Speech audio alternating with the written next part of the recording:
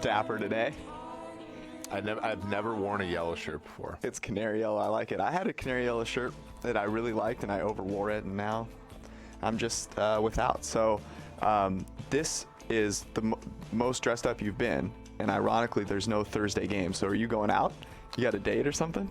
Well, no, but I'm supposed to, like, my wife set me up for like a haircut today at a place that's like better than what I'm normally used to. Kind of bougie, huh? So maybe that's why I did this. No. Is it the place that I went to that one time? No, I mean, we're just so grateful for our sponsor, Proper Cloth. And so I felt like, I felt like rocking one of their shirts today. You told the story about how I tried to get a haircut in Cincinnati one time.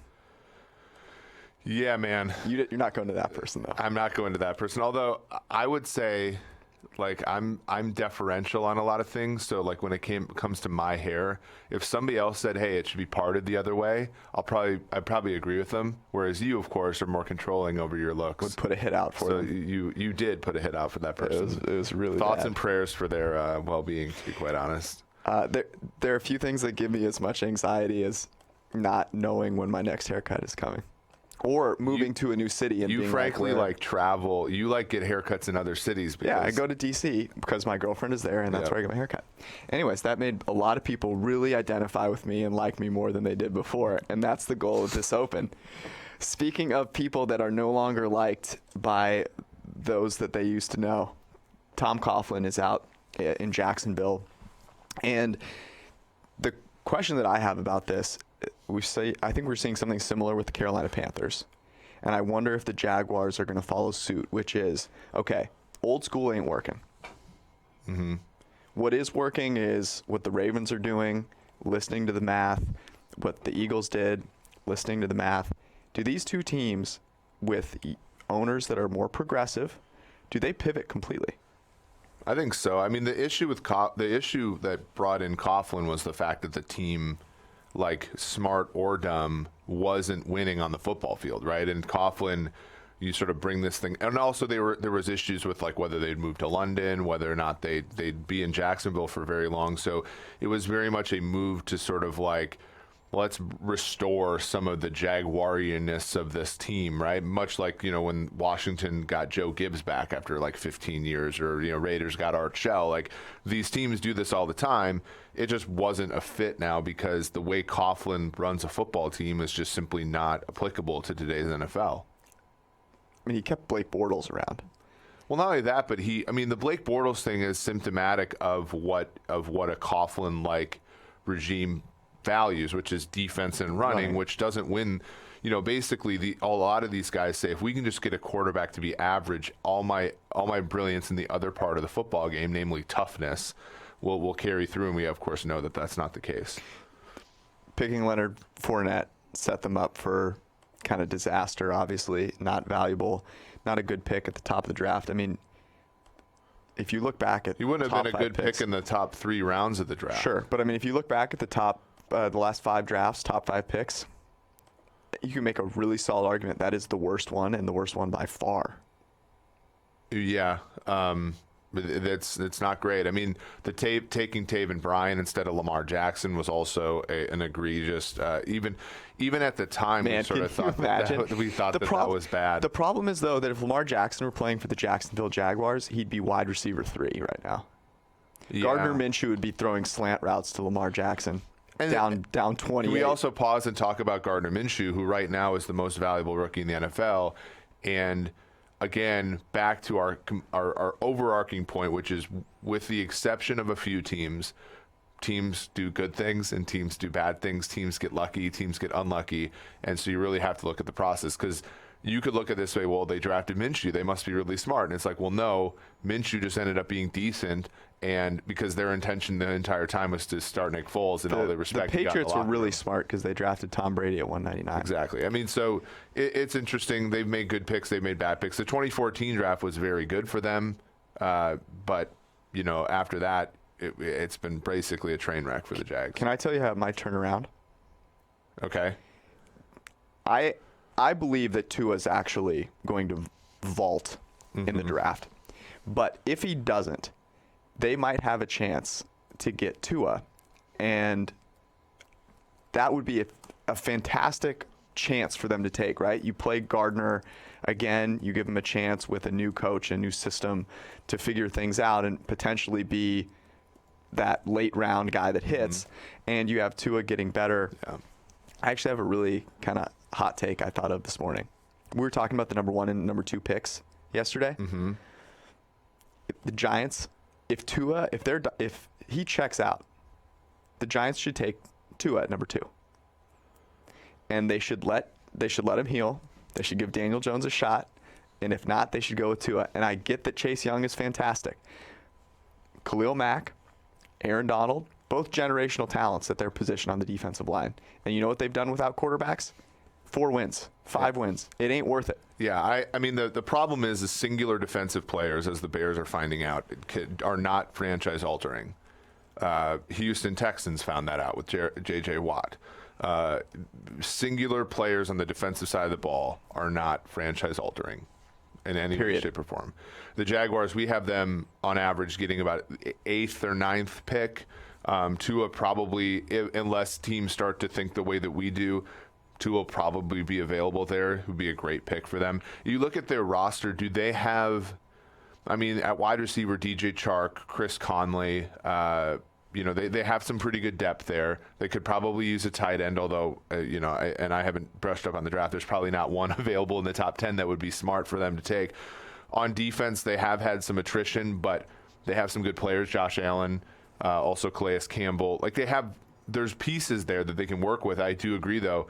At this point in time, the question that you have to ask about every single team in the top 10 of the draft is, how good does your quarterback have to be for a quarterback selection to not be the best choice? I honestly think that the Redskins may just be coming out of that. Haskins has played well enough that they may be creeping out of that, but I even think the Redskins should be considering it. You are just not a viable NFL team if you don't have a top 10 quarterback. You're not competing for a Super Bowl. I'm sorry. So you either try and get that guy, or you're wasting opportunities on players who are going to be good enough for you to pay, and then you're going to be hemorrhaging the opportunity to build an offense around a young quarterback. Okay, shall we move on? Yep. Week 17, there's always a question of what the Sunday night game is going to be. And I'm very curious. I haven't heard anything yet. We don't find out till Sunday, right before the Sunday night game, where we'll announce it. And so we're going to try and predict. Now, you know what I'm hoping for.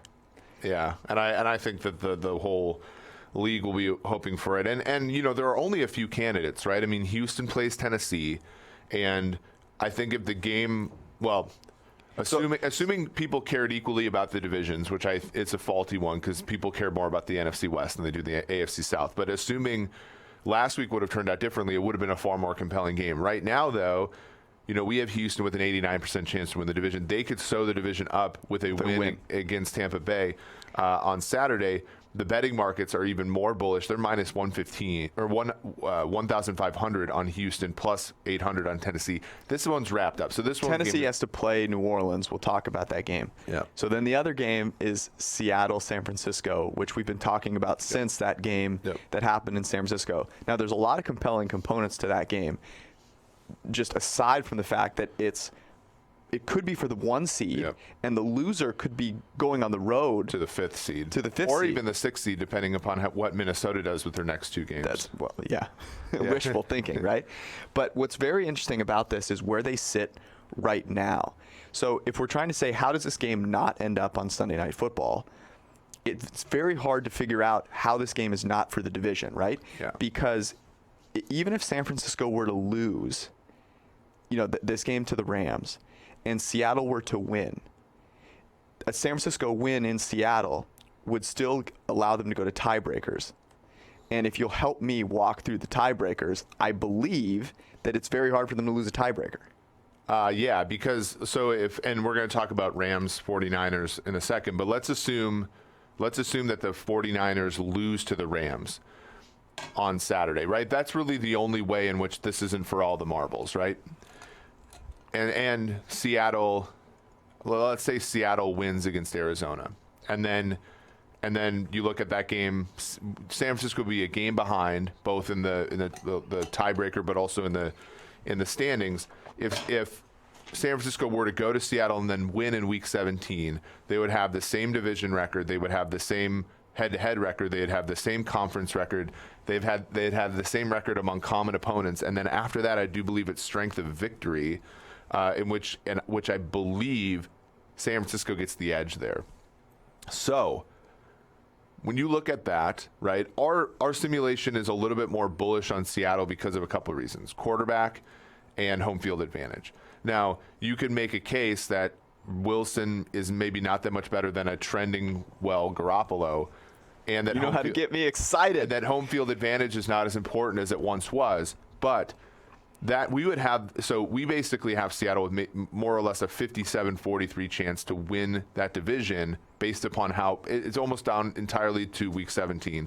The betting markets, however, are basically split. I mean, Bet Online, for example, and they have a little bit too much hold here, but Seattle's at -115, San Francisco's at -115, basically saying that they're basically like, that San Francisco is 3 points better than Seattle, essentially is what they're saying, which I find a little bit heavy considering the last time these two teams played, San Francisco was a 6-point home favorite, which was, again, implying the exact same thing. And over the course of the last few weeks, we've seen San Francisco lose, including that game, 3 times. We've seen Seattle stumble once against LA, but have some impressive victories. A victory against Minnesota was impressive. They've a victory against Philadelphia. Like, they've done, I think, more to warrant just being basically a pick 'em at home against San Francisco in Week 17. I will push back on that. The game in San Francisco against Seattle was a very close game throughout, in which Jimmy Garoppolo was throwing to receivers who had no idea what they were doing. Mm-hmm. I mean, it was a absolute joke. Their wide receiver core, George Kittle, Emmanuel Sanders, and Deebo Samuel, I'm going to say this right now. There might not be a wide receiver core that I am more excited about having if they're all on the field and they're healthy. Now, there are definitely some that are up there. I think the Houston, when all healthy, wide receiving core is awesome. But the diversity that they have, they can get down the field, they can catch short, they can break, they can get yak. George Kittle's obviously the best of that, but Deebo Samuel has been incredible. And Emmanuel Sanders might be the most underrated wide receiver one in the NFL. So if all those guys are healthy, I feel really good about San Francisco's offense. And Seattle has run more offensive plays losing than they have winning. I mean, they're not a good NFL team. Aside from Russell they're Wilson. a bottom third of the What I team. mean is their supporting cast is not a good NFL team. They're a bottom they have third a great of the league. They're a bottom third of the league team in terms of WAR by non-quarterbacks. They're not a great team in that regard. San Francisco, on the other hand, is a lot better. But you look at, here's the thing, and we're going to... Can I just say one thing? Yeah. I remember vividly after that game, you said the reason that we shouldn't overlook Seattle is they have these superstars, right? Jadeveon Clowney had the game of his life in San Francisco. I'm not betting on that happening again. The preponderance of evidence tells us that's not happening for Jadeveon Clowney with repeated consistency. I will push back because I agree. If you grade out the players, the 49ers are a better team, except for the most important position, but head coach. And we're going to talk about this. We're going to talk about this when we try to handicap LA versus San Francisco. But San Francisco, you're getting, Richard Sherman's been banged up. He returned to practice, but he has not been 100% for the majority of the season. K'Wan Williams is another player. He has just, come back via concussion. Jaquiski Tartt's not going to play. Weston Richburg's out for the season. He got, his replacement, he got absolutely demolished by Grady Jarrett in that game. Poor guy. And so whereas Seattle is not the healthiest team in the world, like especially going into this week, we considered Seattle, but a lot of their defenders are injured, including Clowney, who missed last week. I think there could be a situation where San Francisco's injuries catch up to them to the point where it's a little closer, and then you fold in quarterback, home field advantage, all that kind of stuff. And I do think I would give the edge to Seattle, but all your points are great. I'm going to give the edge to San Francisco, and here's why. Kyle Shanahan had sort of figured out the fourth down thing. I talked to our buddy Oscar last night, and he was like, what's the deal with Shanahan in fourth downs? Because he gets aggressive, and then all of a sudden against the Falcons, he turns into Dan Quinn. My belief is that Kyle Shanahan will learn from that Falcons disaster. And he'll go, what did I do in Baltimore that gave us a chance to win? What did I do in New Orleans that won us the game? I was aggressive. I trusted the fact that I had this great offense that I've put so much time and effort into that they can gain 1 or 2 yards when they need it. And I also think he has a different mentality when the other team he's facing is really good. And the Seahawks, I believe, he'll treat like a real team. He thought he could beat Atlanta by just basically playing defense at the end, and that was wrong. But when you have Matt Ryan and Julio Jones on the other side, that is the wrong thing to think. So when it comes down to it, Week 17, if you have a crucial 4th down, all other things being equal, I'm taking Shanahan making the decision instead of Pete Carroll. The NFC East, Dallas and Philadelphia, obviously they play this week, and this game basically determines the division. It's basically 60-40 at this point. And right now, Dallas is -200 and Philly is +150. We've talked about this a bunch, man, but there's a couple of angles here. The first is, who do you trust more? Do you trust Peterson and Wentz, or do you trust Dak and Garrett? Yeah, and that's really the tough part, because this is where football becomes like an all-encompassing game. Because there's no value in the betting market here, I don't think. Your handicap for Dallas has to be it has to be closer to 70 for you to lay the 2 to win 1. And Philadelphia here, they're just not giving you enough either to bet that side. For me, it's if they had even talent on the rest of the roster, it's Wentz and Peterson, no doubt. But the issue is that Dallas has a pretty stacked roster. I think like they've finally been surpassed this week in terms of WAR generated by their roster this year. They are very good in important places, quarterback, receiver, at least from the player's perspective. And then you roll in Garrett, decreases them quite a bit. But it's not like Peterson is calling plays that make Philadelphia an advantage player anymore. Their 4th down thing was great, and they leaned on variance quite a bit in 2017. And Jason Garrett's underrated in this regard this season. He is, and there's a legitimate chance that a 4th down isn't going to be the difference between this game. Like, we always overrate that, but like there could be a game where Philadelphia is just very inefficient offensively, like they were the last time, and we never get to that question. So that's really my concern. Philadelphia has no receivers. Dallas is pretty good in the secondary.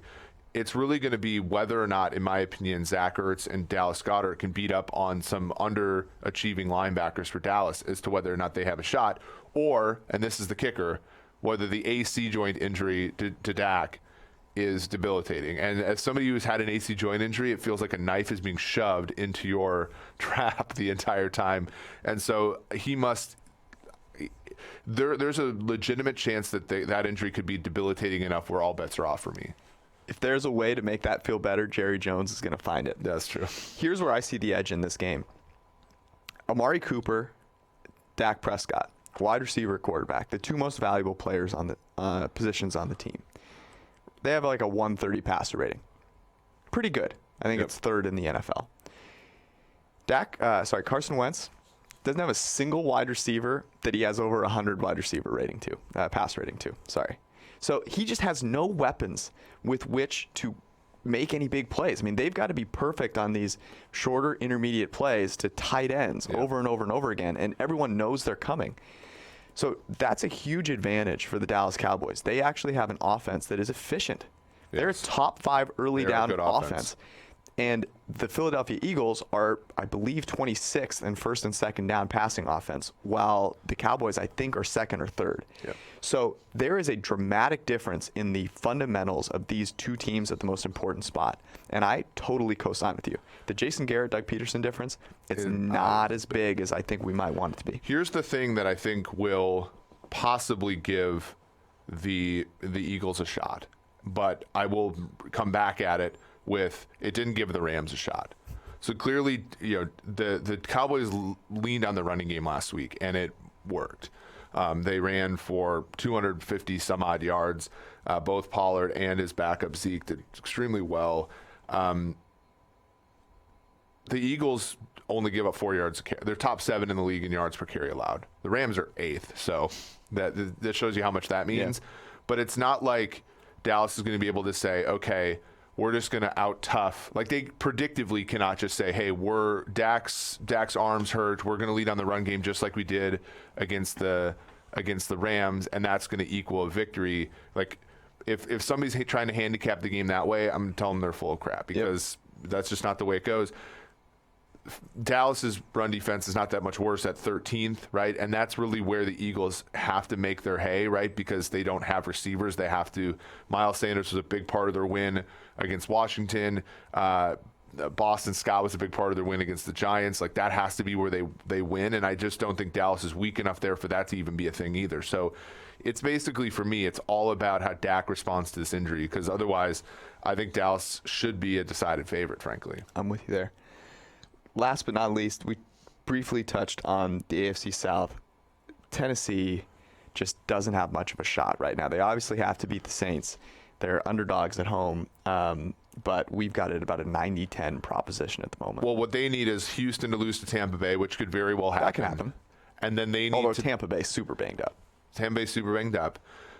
Their defense is better, and Houston is one of the more enigmatic teams in the NFL.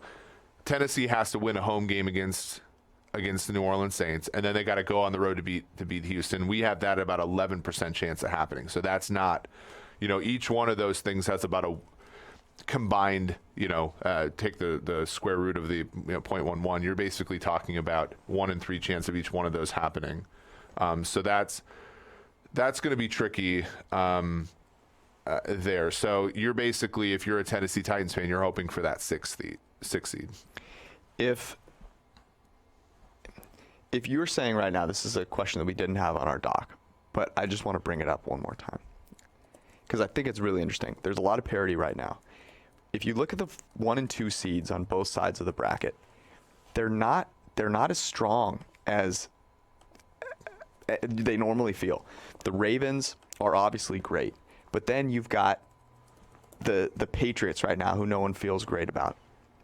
On the other side, yeah, the Saints have looked really good in spots, but they also clearly have some deficiencies. Mm-hmm. The Seahawks we just talked about, right?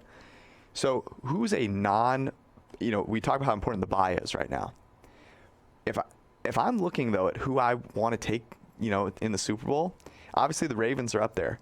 But to me, really, the team that I'm looking at right now is a 3 seed, and it's the Kansas City Chiefs. That's the team that I keep going to and going, you know what? That's the team that I feel most confident in winning the Super Bowl aside from the Ravens, because they have all of the components. Their defense isn't terrible. No one is talking about Pat Mahomes as opposed to last year when that's all anyone could talk about. And they've slowly, crept through the season. They haven't faced a ton of adversity. And, that was such an impressive performance in the snow. So do you have another team aside from the Chiefs that is super scary that's not getting a bye? Yeah, obviously, if you're a Chiefs fan, you're looking for Buffalo to win this week, right? That's really the key for you. Although we're going to talk about this later, I think the Chiefs are laying too many points on Monday night, or on Sunday Night Football. So I don't know. I mean, the thing is the team that comes out of the NFC West is going to be fierce, but the team that doesn't, I think is.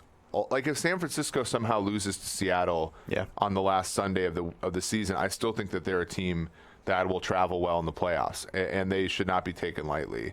And we've seen that. We've seen that before. We've seen a team get swept, in the regular season and come back and win in the postseason against the same team, for example. So that's one. Minnesota's another one. I know that we said their value to win basically the NFC was. A value a couple weeks ago. We expected Green Bay to maybe lose one of these games, but Minnesota has sort of not run well enough to have them lose any of those games. So they're going to probably 88-12 be a wild card, but I do think they will travel well in the playoffs. So those are a couple teams that I like. To me, this is the year that there's a non-bye team that has real legitimate shot. Well, there are teams in the NFL this year that, in my opinion, they peaked too early. But there are teams in the NFL right now that the endowment is real. New England was endowed with a 9-0 record or whatever, and they're just hanging on to. And I'm not scared of the Packers. The Packers were endowed with whatever it was, 8-1. They're not that good. Even San Francisco, we think San Francisco's good, but they weren't as good as the 8-0 implied early in the season. They're very reminiscent of the Rams from a couple of years ago, where it's like, hey, they took the league by storm, but that doesn't mean in the playoffs they're a good bet. Exactly. Yeah. Okay, last segment here. We're going to talk about MVPs, but not MVPs from a quarterback perspective necessarily. So two different ways of looking at MVP. So first off, let's throw the quarterbacks out, because quarterback is the most valuable position. Most valuable player should be a quarterback. So who's the most valuable non-quarterback? I think right now it's Chris Godwin, which is crazy. It's crazy to think about. I think when you look at him, what generates a lot of value for him? Well, it's the fact that he's a down the field receiver. He's a great after the catch receiver. He doesn't make a lot of mistakes in terms of drops. A huge deal this year that's been an issue with Michael Thomas and DeAndre Hopkins relative to previous years is they're dropping the football a little bit more. Godwin's just been great in that regard. Now he's hurt, so I would say that over the next 2 weeks, a player like Hopkins or Thomas will emerge and surpass him. But that for right now, he's there.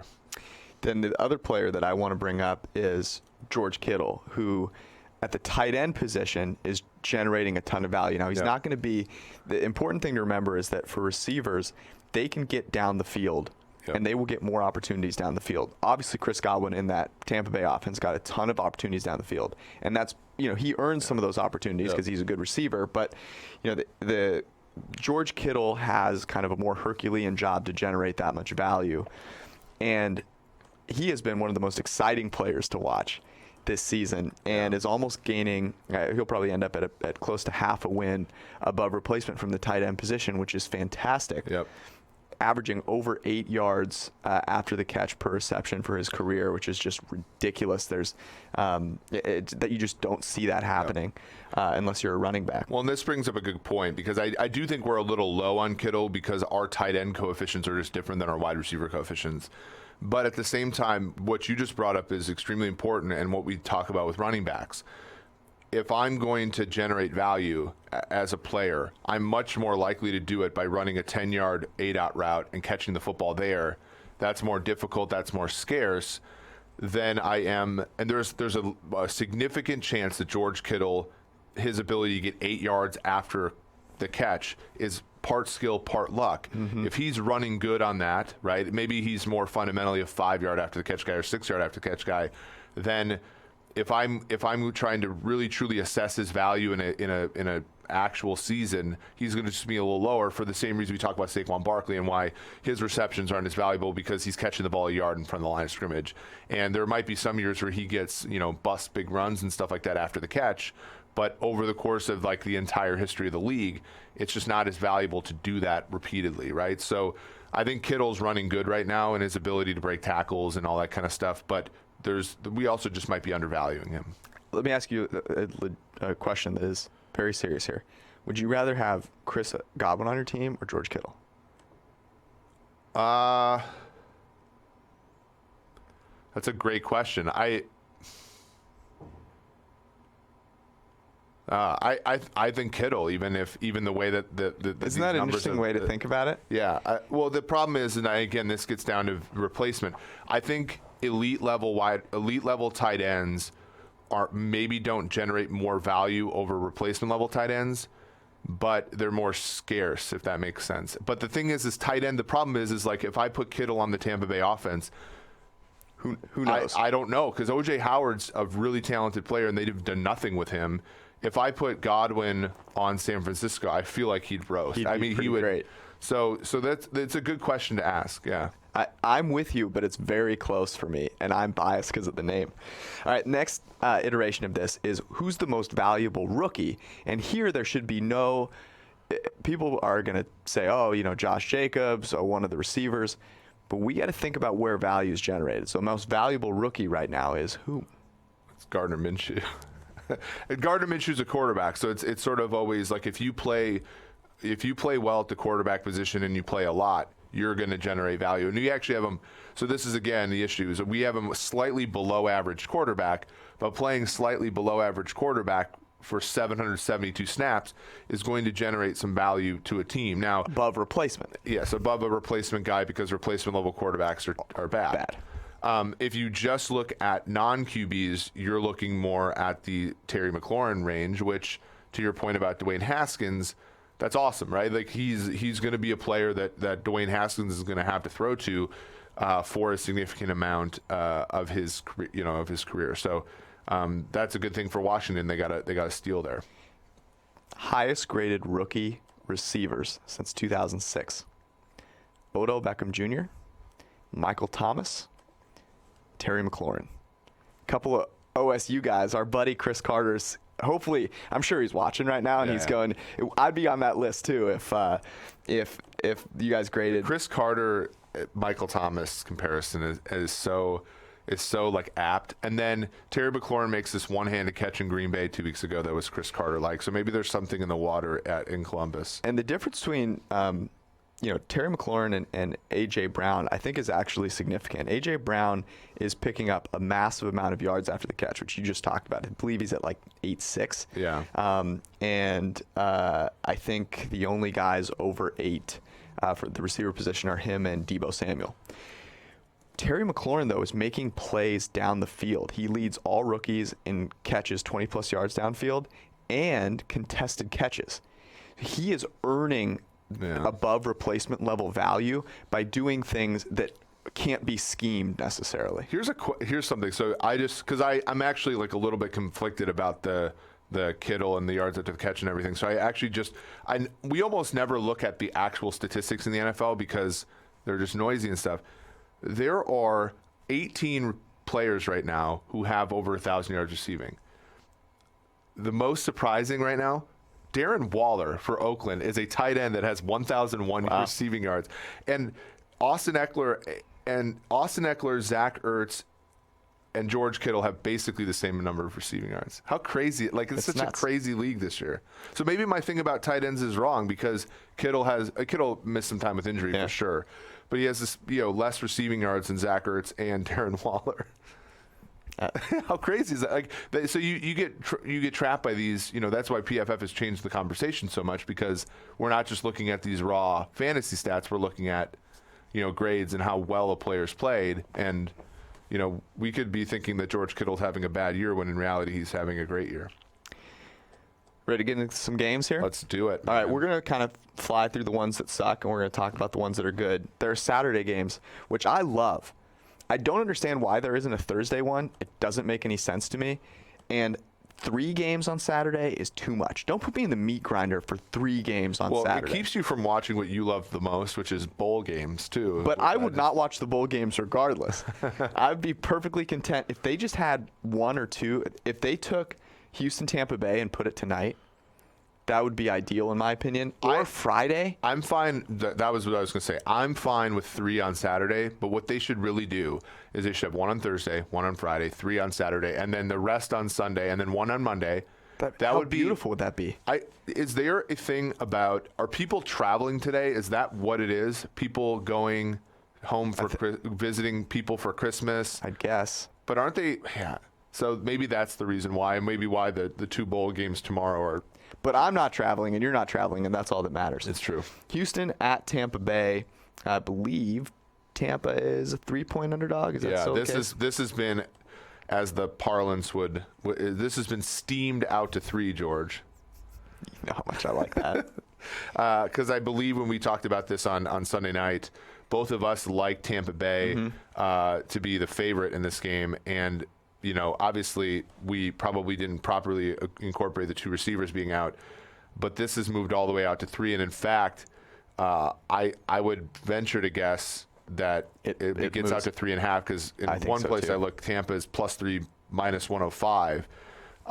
The total on this game has taken quite a dive as well, from 53 or so to about 49.5. We like the under from the get-go. I still think at 49.5 with that key number, you might be getting some value here, especially given, I think people overrate what the weather in Tampa Bay, a place like Tampa Bay, is going to be like this time of year. I mean, you're looking at 16-mile-per-hour winds, Not great. A decent chance of some rain. And so and the fact that Houston has not scored. Like, Houston has, I believe, only scored on their opening drive like once this year or something like that. It's been a struggle for them. Yeah. 3 at home for the Bucks. Jameis is so volatile; it's just impossible for me to like that. But the under to me is the move here. 45.5 is a decent value, especially because, I mean, I know that Arians' offense pushes the ball downfield, but at some point, you and I running routes out there is not great. The issue here is Houston has a ton to play for. Tampa, I sort of view this Tampa Bay team like I view the Niners a couple years ago, where they're not making the playoffs, but this time of year they're trying to build for next year. And that Niners team covered the spread with Jimmy G like 5 weeks in a row. Tampa here has won 4 in a row, covered the spread 4 straight. They're I think they're going to play hard. Houston does have something to play for, but at the same time, in the back of their head, they know that Tennessee is an underdog to New Orleans and that they get to play Tennessee again. Yes. So I actually would say that Tampa is a super live dog here because they're playing free. For sure. And they're at home, and their defense is a lot better than people think. Their pass rush is pretty damn good. Houston's offensive line is always sort of this liability. Bad.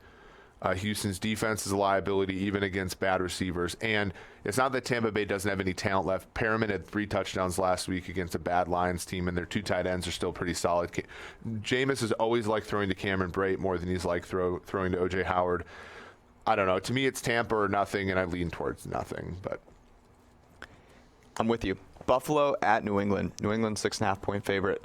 This terrifies the living hell out of me, and it's not just because Josh Allen played poorly and still managed to beat Pittsburgh. It's really because the Buffalo defense can cover and the New England receivers can't do anything.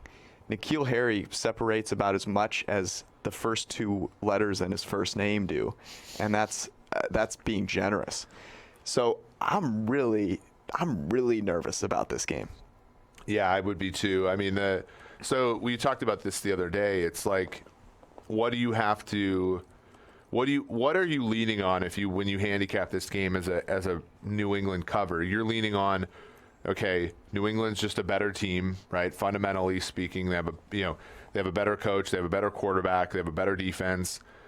They just know how to win. Can I push back real quick? I know. I'm just going to push back. But the issue is I don't think that the gap's that big. No. McDermott's a hell of a coach. They make great 4th down decisions. The support for Josh Allen is such that, yes, he's not anywhere near as good as Brady, but the outcomes might be similar. And the defenses are about as good here. And that's why you're seeing this total, which I believe was 38 early in the week. Now it's 36.5. And you're being like, if you want to bet under 36.5, you have to lay a price. So everyone is giving Stephon Gilmore a ton of Defensive Player of the Year buzz, and he's great. But you know who the other wide receiver, or the other cornerback to not allow a touchdown on that many targets is?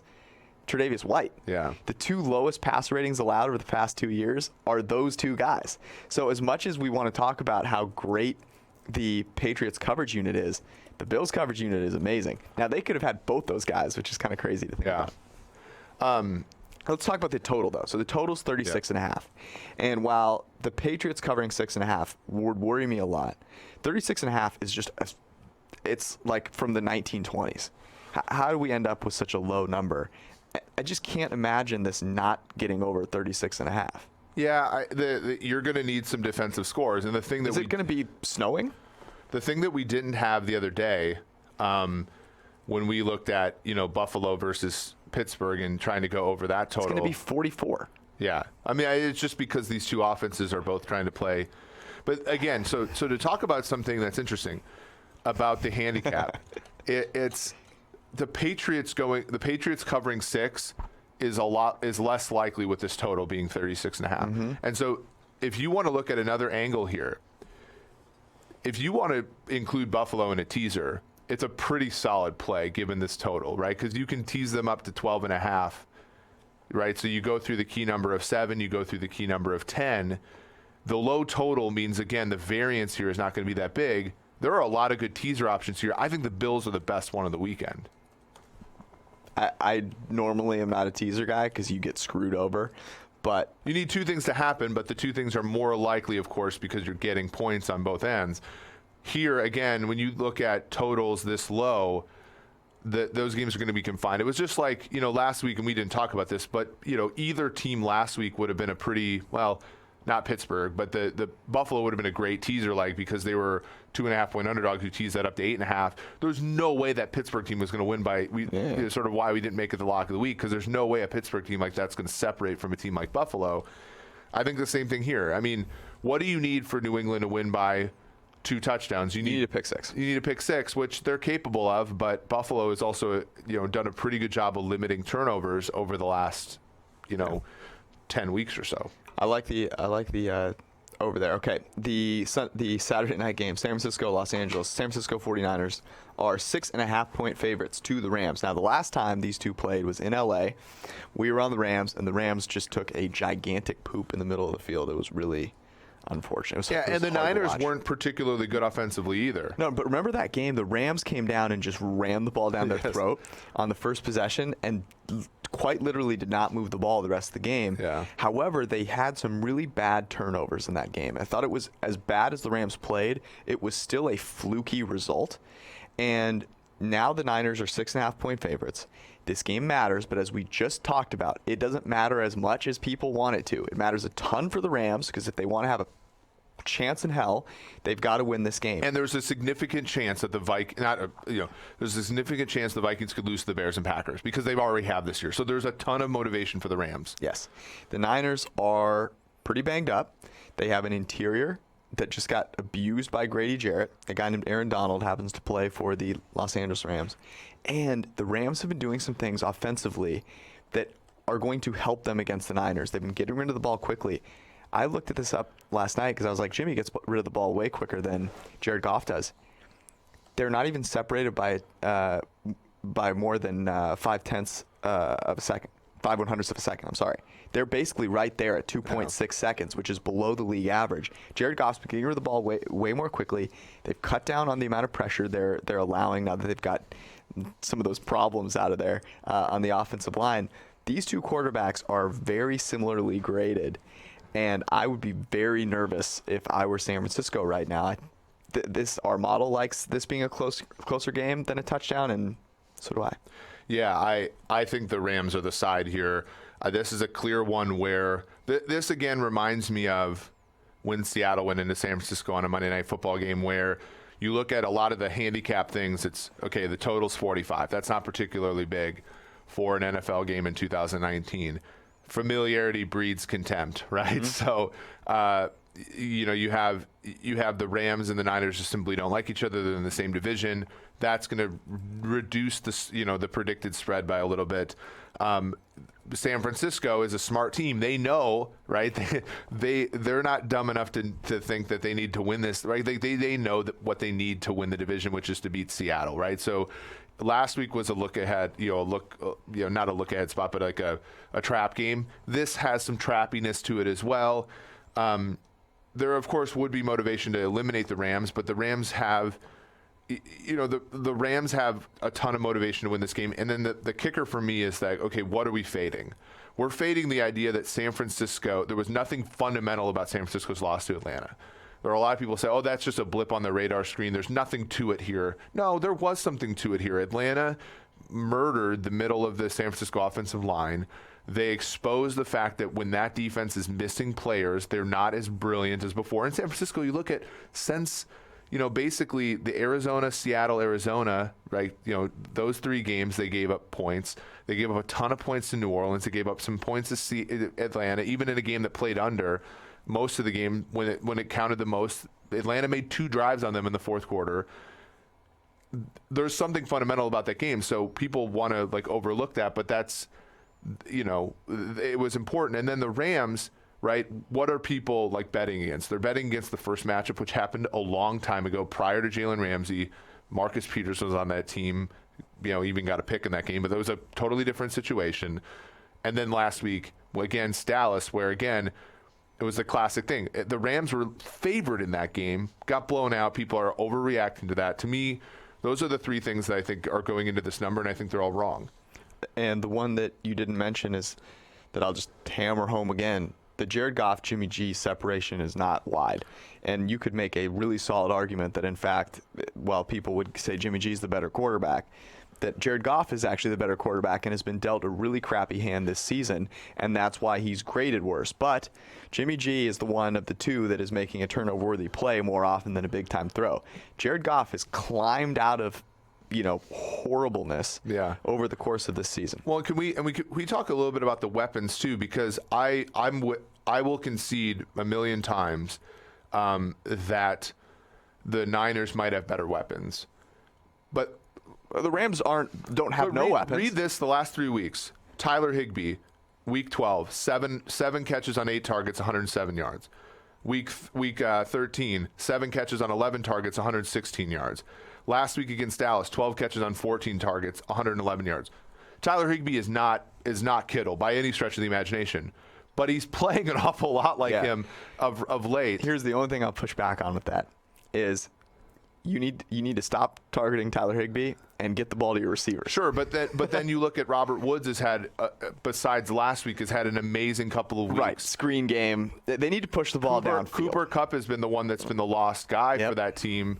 Brandon Cooks as well, but I think the Rams receivers are better than the Niners receivers, and I'll argue that the gap between Kittle and Higbee, while big, it's not enormous. You just slacked me something that I think we should talk about right now. So we're trying to find the lock of the week that will actually hit.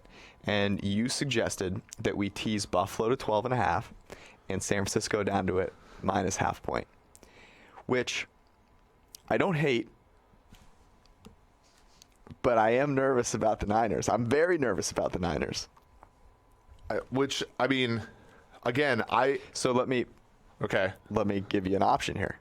You tease Buffalo to 12.5, and you tease the Rams to 12.5. I don't hate it. I don't hate it because here's. Oh, man, we are so tilted on this. It's unbelievable. Yeah.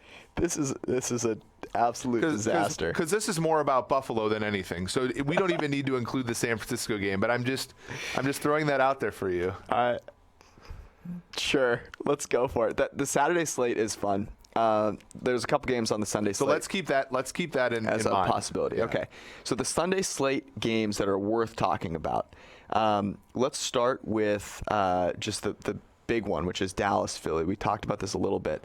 On Monday, I did not expect early Monday morning. I did not expect the Dallas Cowboys to be a favorite in Philadelphia, and they are. They're a 2-point favorite right now. Total set at 46.5. We don't show a real edge on either side of this, but if you got to take one of these sides, are you taking the Cowboys? Here, let me just tell you where I'm at with this. It's 2 points. One of these teams is going to win by a field goal. There's just no way that the Eagles this whole season have shown me anything that tells me they're going to win a game that they need to win. Yep, no doubt. The only pushback that I have is looking at these numbers, right? Because Philadelphia was only, I believe, a 4-point underdog at home against New England. They were basically a pick-em against Seattle at home recently. The question that I have is Dallas. Does Dallas, just by virtue of those numbers alone, worthy of that? The pushback to that, of course, is that Philadelphia has lost to the Dolphins since then, and has been given games by some pretty bad teams. They were down 17-3 to the Giants. So. And on the ropes against the Redskins. Resurrected Eli Manning. So Joe Tessitore was having an aneurysm in the booth after every completion. The Book of Manning. We never talked about this. The Book of Manning viz that they did, where they kept opening the Book of the Book of Eli. Even worse. So you ever watch that movie, The Book of Eli? No. It's not. They were opening like a fairy tale book and making a reference to a movie that is nothing to do with fairy. It was so weird. I still have that. It still bugs me, man. Sounds weird. Anyways, Yeah, if I have to take that game, I'm taking Dallas. We've talked about it already. So if you want to hear about it, here's something that I think was funny. So John Machota on Twitter: Ezekiel Elliott has played 5 games against the Eagles. The Cowboys are 5-0. He has never rushed for less than 96 yards in those games. That makes me want to take Philly. But no, here's another thing as well. And again, we talk about these sometimes. Dallas is at least going to push their under win total of 9. If you have anything on basically Dallas to go under 9 wins, do you wait it out? And if they lose to Philadelphia, that cashes. Mm-hmm. And then who cares what happens in week 17? Right, but if they beat Philadelphia, they probably don't need to. They're going to be locked in at the 4th seed because of the sweep. What you're really doing is trying to get a look ahead number. You're looking ahead to week 17 and wondering do they actually play their guys against Washington the following week? And even if they do, Washington's a legit team. I'm more scared of playing the Washington Redskins than the Philadelphia Eagles. Yeah. All right, but now we have to move on. Yeah. The New Orleans Saints are going to Tennessee to play the Titans, and you brought up a great point about this game. So the Titans are 2.5-point underdogs at home. They just got shellacked by the Texans in a game that they needed to win. Yeah, a lot closer than it should have been, frankly. And that was the first point that you brought up that stuck with me, right? Those 2 red zone turnovers. But this is the bigger point, which is the weather in Nashville. I've been in Nashville in December. I was there last year. It was horrific. Mm-hmm. It's going to be mild. And so all of the people that talk about how Drew Brees can't play well outside of a dome, first off, shut your mouth. Secondly, he is playing as well as we've ever seen him play in recent memory. And so here, let me give you my reasoning here why I like the Saints. I'm with you in not liking the road favorite, short favorite. The Tennessee Titans defensively are non-existent. There's only one team in the NFL that has gotten pressure less often than the Tennessee Titans over the past 6 weeks, and it's the Miami Dolphins. Which is not a problem necessarily if they can cover. And early in the season, they could cover. The issue now, however, is that they are starting, Adoree Jackson might play. He was limited the other day, but you're starting Termaine Brock right now at corner. We saw that they got, that game went under, thankfully, for Green Line, but the ball was moved on them. Mm-hmm. They just got turnovers. You have, Kenny Vaccaro getting interceptions. You have Logan Ryan's playing in the slot, and he hasn't particularly played well this year. I think Michael Thomas has a day with him. They had this guy named Ty Smith playing at corner, but again, they're not starting their preferred players in the secondary. Nope. And so we talk about pressure and coverage, the intercorrelations between those two things. That coverage is not forcing the quarterback to hang on to the ball any longer, and hence the pressure is not getting home. What happens if you have neither? Yeah, well, and that's the issue. You're bad. You don't have guys that can get quick pressure. Harold Landry's fine, but yeah, right.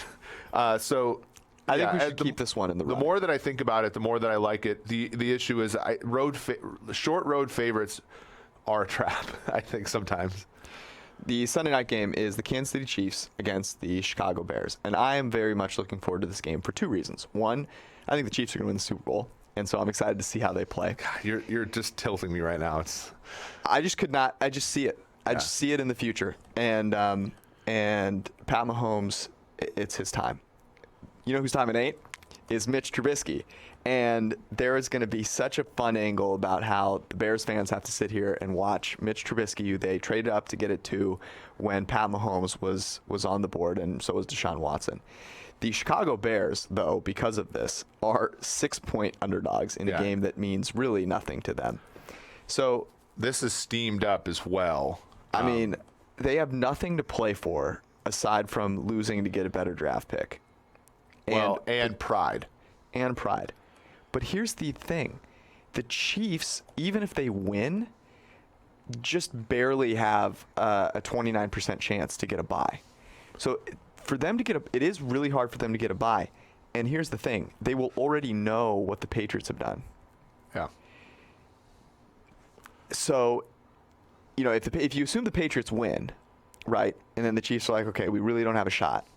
The Patriots play the Dolphins the following week, so they're not really a good chance. So are you kind of thinking to yourself, hey, maybe take the Bears at 6, I'll get some values, because if all of a sudden this game is meaningless, it's just hard for the Chiefs the hard to part is that I think that this number is very much correlated with the support that the Bills have gotten in the betting market, right? So, because the thing is, if the Bills win, right, and we've seen that number go from 6.5 to 6. If the Bills win, this number probably steams out because of motivation.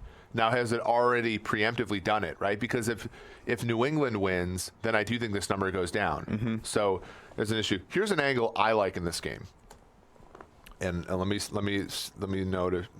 know if you like this. So this total has gone from 45 early in the week down to 43.5. Our number after progressing to the market's 44.4, which is not quite an edge, but I'll tell you what I like.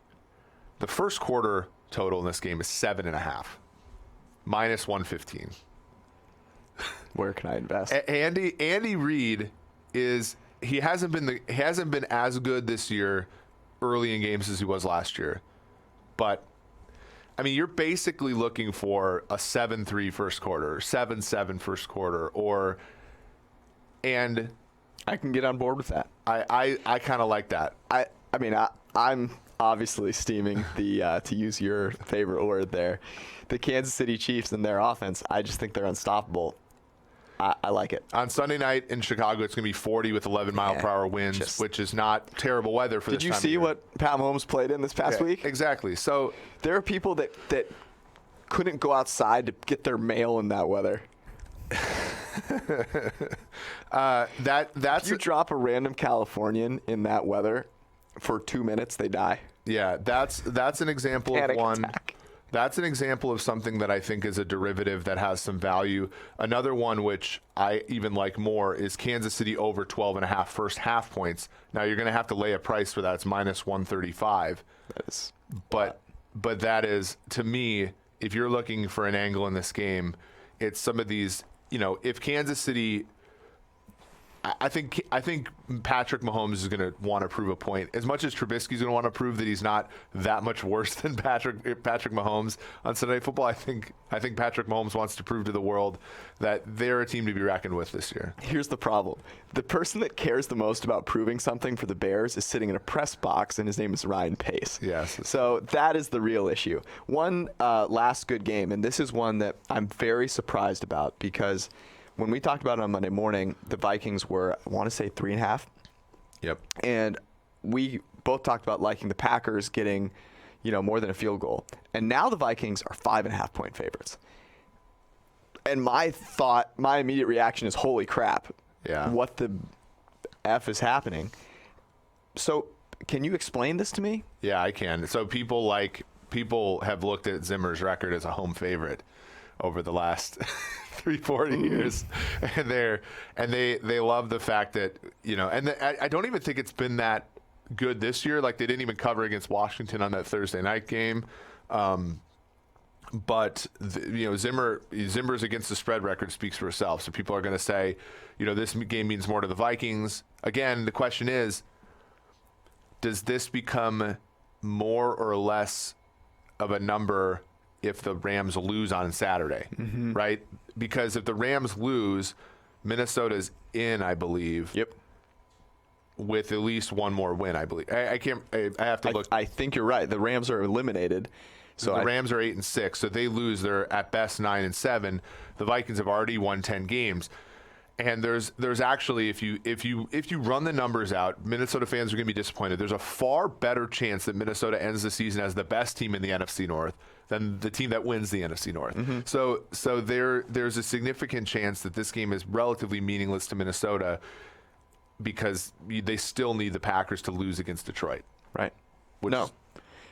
So Green Bay might be the side here. And the tough thing is Green Bay, because Green Bay is basically locked in.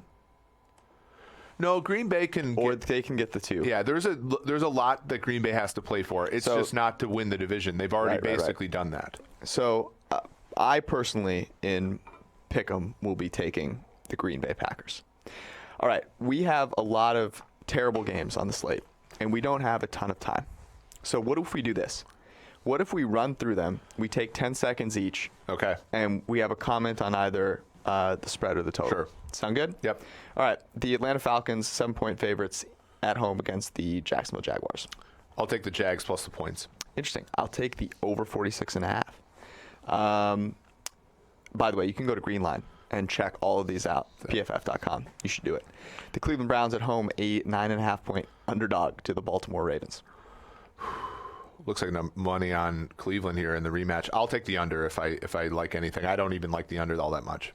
I hate everything about this game, but I'm with you. The Indianapolis Colts, 7-point favorites against the Carolina Panthers. Give me all of the Will Greers. Yes, I'm here for Will Grier. He graded so well in college. Yep. I know there's a lot of, he didn't do a lot of pro stuff, but yeah, I'm here for it. Cincinnati Bengals are favorites on the road in Miami. I will take the Miami Dolphins as a 1-point underdog. Yeah. The weather, there's 100% chance, or no, 83% chance of precipitation, 18-mile-an-hour winds. Give me the under in that game. Ooh, that's a beautiful call. The New York Jets are 3-point underdogs to Duck Hodges at home. Total is at 37. I will take the over. I will as well. You love to see it. Duck Hodges is going to prove me right this week, by the way. The New York Giants are 2-point underdogs in Washington, and the total is set at 41. Your thoughts?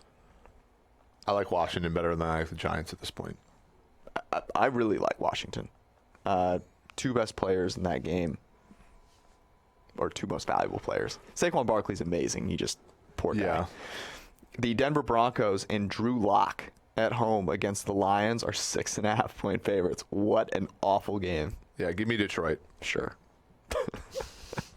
As long as I don't have to watch it. Yeah. The Chargers are hosting the Raiders, but really the Raiders are bringing all of Oakland to Los Angeles for a little holiday party. I know this is going to break the rules, but I got kind of sad. I mean, I like the Jaguars winning outright because that really helped Greenline last week, but I got kind of sad at what happened because, I don't know, man. The Raiders fans deserve better than that crap. Absolutely. Raiders fans deserve a lot. I think the Raiders cover 7. Same.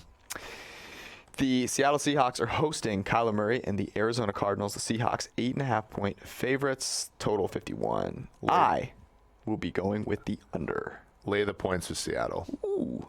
Yeah. This was the most gamblery segment that we've ever done. It was fantastic. We're now going to go take a shower. Have we picked our pick of the week yet? Oh, that's right. And we have to. I don't hate the teaser idea just because it fulfills the fact that we're very tilted by not having given to charity recently. Okay. Let me say this. I do really think Rams getting 6.5 is a value. The fundamentals in that game, the narratives that are out there in the public eye, and then I think my second thought would be teasing the 2. Okay. What if we did? Because here's another thought that is along the same lines as what you are thinking. What if we did Green Bay plus 11.5 and Buffalo plus 12? Oh, no Rams at all. Yeah. Because I think both of those games, the total is low enough where the teaser is more likely. Yeah, the Rams do have blowout potential. Mm-hmm. Let's do it. Okay, so we're gonna go with a 6-point teaser. We're not even getting the best of the number here. But I can't believe Buffalo getting. What are we doing? Buffalo getting 12 points. Are you paying for the therapy that we're going to after the season? You should just go get a Greenline subscription because what we do is we write up picks every week. Yep. And you can basically guarantee at this point that the ones we write up are not the ones. There's a set of games where we win and the set of games that we lose. We always pick from the set of games that we lose. But the model is doing very nicely, and you should go to Greenline and you should use it. You can check out all of the numbers on it. So are we going to go with that, or here? I mean, the other thing we could do is we think New England wins the game against Buffalo? Because again, we could tease that all the way down to 0. Okay, we just need to stop thinking. Okay. I liked your initial thought. I really do like the Rams getting 6.5. We've just given you a wealth of information, and you're welcome. Okay. So are we going Buffalo, Green Bay, or are we going Rams? Buffalo, Green Bay. Okay, let's do it. That way I don't have to root against my Niners. the march to Miami is beautiful. I've been getting a lot of people in on the Airbnb. Sure. Made a bulk tequila order. Starting to think about what kind of yacht we're going to go with. Love it. It's pretty exciting. Love it. You're ready to go. Look at you. Your Miami colors are out. Do you have a story from the Cincy Y this week? No, not really. I mean, You do, don't you? You were in there just putting up 225. Oh, that's right. That's true. Like it was nothing. I was. Well, I read Timo's offensive line article and just felt inspired. So I went in to the gym and, Oh, man. you know, like you have, when you're somebody like me and, you know, I still think I have some athleticism. I don't look like you, but I have some athleticism. I have some like baseline that I need to achieve all the time. One of them is being able to dunk, and I can, after a couple years of not being able to, I can dunk again. Another one is being able to comfortably rep 225 on the bench press, and I hadn't benched in quite some time, and I just went up there.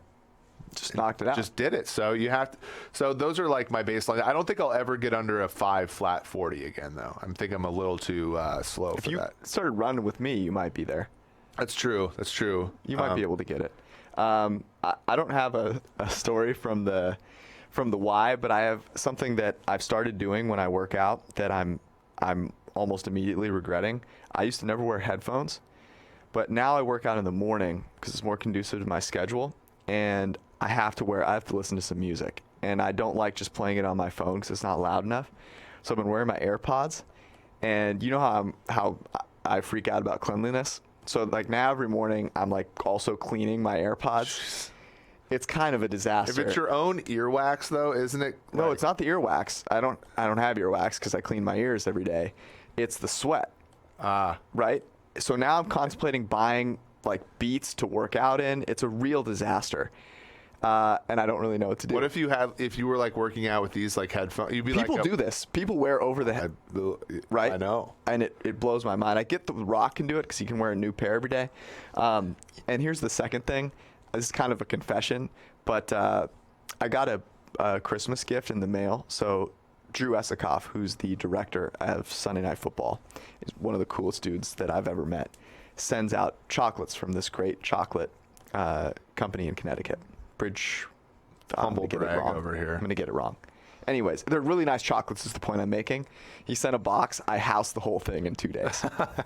So with that, I'm going to need to go run a few miles. Anyways, that's our show. We'll be back on early Monday morning for you guys. Enjoy week 16.